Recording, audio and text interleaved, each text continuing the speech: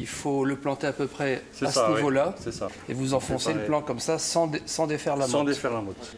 La plante arrivée aujourd'hui à maturité a été choyée dans cette pépinière de Charsène, spécialisée dans la greffe de toutes sortes de variétés, dont certaines très anciennes. On recherche également les variétés qui ont été cultivées il y a 100 ans, parce que les gens voudraient revenir à la typicité de leur vin. Donc ça, c'est un travail important qui se fait dans cette serre.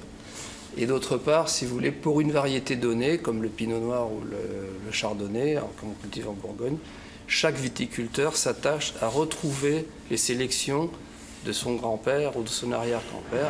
Un travail effectué à la main dans un atelier qui réalise 10 millions de greffons chaque année à destination du monde entier. Le parcours suivi par les plants sélectionnés par une association bisontine est prêt à rejoindre leur destination finale. Ce terrain sur le mont Bregille, où 140 pieds doivent être plantés par une dizaine de bénévoles et sous la tutelle d'un ancien vigneron. On vérifie que le greffon soit au-dessus du sol.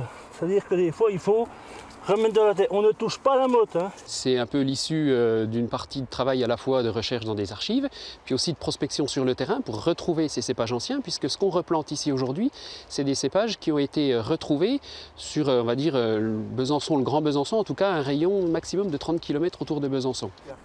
Des cépages qui peuplaient presque entièrement les collines bisontines jusqu'à la fin du 19e siècle. Le corbeau, l'argan ou encore l'oiseau bleu, quelques-unes des 8 anciennes variétés dont ce groupe de passionnés veut aujourd'hui faire revivre la spécificité dans le cadre de sa mission de restauration du patrimoine naturel local.